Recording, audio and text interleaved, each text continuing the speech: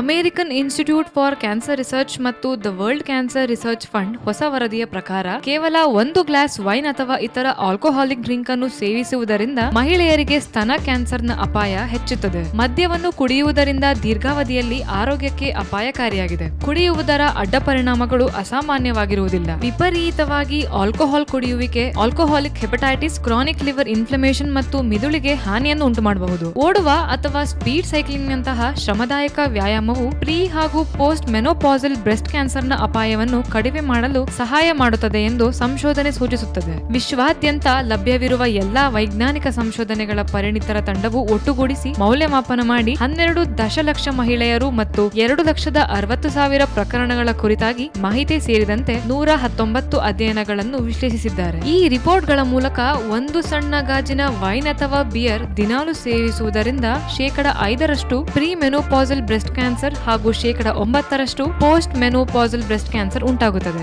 World health organisation ಪ್ರಕಾರ ಸ್ತನ cancer ಮಹಿಳೆಯರ ಮೇಲೆ ಪರಿಣಾಮ ಬೀರುವ ಸಾಮಾನ್ಯವಾದ ಕ್ಯಾನ್ಸರ್ಗಳಲ್ಲಿ ಒಂದಾಗಿದೆ. ಸ್ತನ ಕ್ಯಾನ್ಸರ್ನ ಅಪಾಯವನ್ನು ತಪ್ಪಿಸಲು ನೀವು ತೆಗೆದುಕೊಳ್ಳಬಹುದಾದ ಕೆಲವು ತಡೆಗಟ್ಟುವ ಕ್ರಮಗಳು ಇಲ್ಲಿದೆ. ಮೊದಲನೆಯದಾಗಿ 35ನೇ ವಯಸ್ಸಿನ ನಂತರ ನಿಯಮಿತವಾಗಿ ಸ್ಕ್ರೀನಿಂಗ್ ಮಾಡಿಸಿ. ಎರಡನೆಯದಾಗಿ ಆರೋಗ್ಯಕರ ಆಹಾರದೊಂದಿಗೆ ಸಾಮಾನ್ಯ ದೈಹಿಕ ಚಟುವಟಿಕೆಯು ಸ್ತನ ಕ್ಯಾನ್ಸರ್ ಅಪಾಯವನ್ನು ಕಡಿಮೆಗೊಳಿಸುತ್ತದೆ. ಪ್ರಾಸೆಸ್ಡ್ ಫುಡ್ ನ ಬಳಕೆಯನ್ನು ಕತ್ತರಿಸಿ. ಫೈಬರ್ ಭರಿತ ಆಹಾರಗಳು ಮತ್ತು ಒಮೆಗಾ 3 ಫ್ಯಾಟಿ ಆಸಿಡ್ಸ್ ಹೆಚ್ಚಾಗಿರುವ ಆಹಾರದ ಸೇವನೆಯಿಂದ ಸ್ತನ ಕ್ಯಾನ್ಸರ್ನ ಅಪಾಯವನ್ನು ತಡೆಯಲು ಸಹಾಯ ಮಾಡುತ್ತದೆ. ಮೂರನೆಯದಾಗಿ ಸ್ತನಪಾನವು ಅಂದರೆ ಬ್ರೆಸ್ಟ್ ಫೀಡಿಂಗ್ ಸ್ತನ ಕ್ಯಾನ್ಸರ್ ಅಪಾಯವನ್ನು ಕಡಿಮೆ ಮಾಡಬಹುದು. ವಿಶೇಷವಾಗಿ ಮಹಿಳೆ ಸ್ತನಪಾನವನ್ನು ದೀರ್ಘಾವಧಿಯವರೆಗೆ ಮಾಡಿದಲ್ಲಿ ಇನ್ನೂ ಉತ್ತಮ. ಕೊನೆಯದಾಗಿ ಯಾವುದೇ ರೀತಿಯ ಹಾರ್ಮೋನ್ ಥೆರಪಿಗೆ ಒಳಗಾಗದಿದ್ದಲ್ಲಿ ಒಳ್ಳೆಯದು. ಮಾಡಿದ್ದಲ್ಲಿ 3 ವರ್ಷಗಳಿಗೂ ಹೆಚ್ಚು ಕಾಲ ನೀವು ಅವುಗಳನ್ನು ಮುಂದುವರಿಸಬಾರದು. ನಾವು ತರೋ ಟಿಪ್ಸ್ ಗಳಿಗೆ ನೀವು ವೇಟ್ ಮಾಡ್ತಾ ಇದ್ರೆ ನಮ್ಮದೇ ಡಾಕ್ಟರ್ ಚಾನೆಲ್ಗೆ ಸಬ್ಸ್ಕ್ರೈಬ್ ಮಾಡಿ, ಹಾಗೆ ಲೈಕ್ ಮಾಡಿ, ಕಮೆಂಟ್ ಮಾಡಿ, ಶೇರ್ ಮಾಡಿ.